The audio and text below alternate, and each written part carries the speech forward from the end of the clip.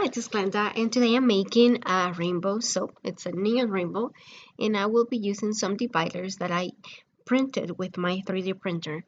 I started by mixing the colors. I'm using neon pigments, and I'm going to include a link to them down below, also in the blog post. I'm mixing them with oils prior, with some olive oil, and I'm using a spatula to sort of break down all of the clumps. This is one thing that happens with pigments compared to micas. Micas are easier to disperse in oil. Pigments sometimes form these clumps and you have to break them down. Otherwise, they may show up in the final soap. So that was the recipe, and I'm going to include that in the blog post, which you can find a link to it in the description box below. If you are already familiar with how to make soap, you may want to skip ahead, or you can use one of the chapter links in the description box as well to go straight to the pour or to the cut if you want to. Otherwise, I'm just going to briefly explain how I made the soap. I have basically oils on the right, and on the left is my lye water solution. And I'm going to add the lye water solution to the oils and stir it for about a minute or so. And then I'm going to use a stick blender, and I'm going to briefly use it for maybe about 10 seconds at a time, and then alternate with stirring until I have reached emulsion phase, which is basically when they have become one. You cannot see the oils separated from the water, and there is a slight, very light coating on the shaft of the stick blender that helps tell it apart. I'm using for fragrance grapefruit lemongrass from Nature's Garden, and I have some notes that I made to myself that I need to gel the soap and that I need to use a sodium lactate, and yet I'm not doing that. And I'm pretty sure I made those notes because this fragrance tends to slow trace, so it will keep the soap butter soft, or actually the soap itself soft, for a few days. Next, I divided the soap batter among all the colorants, and then I stirred them individually. The only thing that I will do different next time would be that I would calculate the amount of soap batter per color, because in my dividers, some colors use like a larger amount. However, when I did this, I just divided it evenly.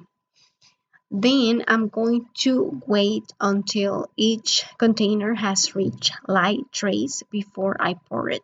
And that's what I'm checking right now, because some colorants do tend to speed up trace.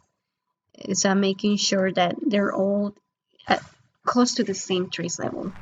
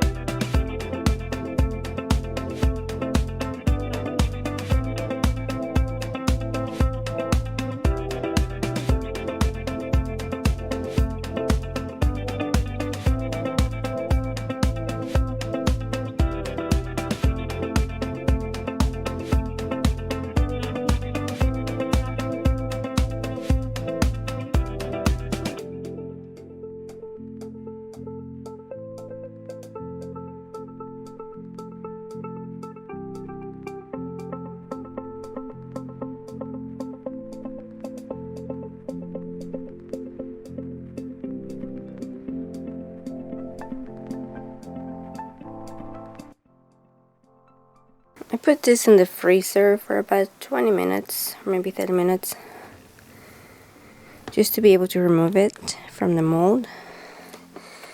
Since I didn't force gel on this, it's still pretty soft. I didn't want to force gel because sometimes neons get altered when they go through heat. I can tell that this is curved. It's not straight, so that's not good. Maybe it's just at the bottom, we'll see. I trimmed one edge because since the soap was soft, I had the idea that I could perhaps make it into an embed for a future soap if I press it down together and make it smaller. It didn't work on such a small piece, but I did try it again with a larger bar. But for now, I'm going to cut the rest of the soap. Instead of cutting individual soap bars, I'm going to cut 2 bars at a time. So I measured the width of a bar on the top and I made a marking, and now I'm going to flip this on its side and I'm gonna cut this in half, and that's what's gonna give me the 2 bars.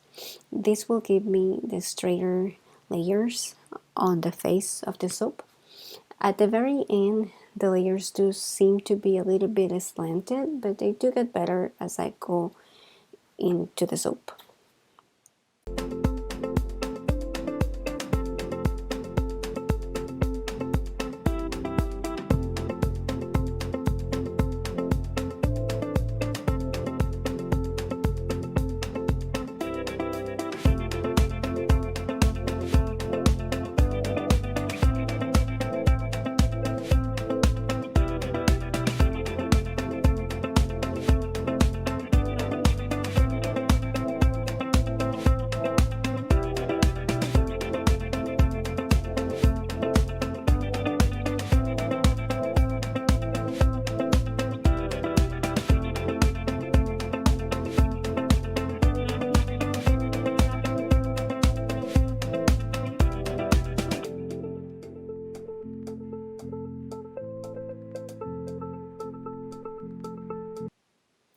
So I tried to squeeze down the 1 bar that I had cut in the end, and it wasn't working too well. It seems that the end parts, the pink and the orange, were the only ones getting squeezed. So then I thought about using a big roller to do that, but they seem to be getting deformed.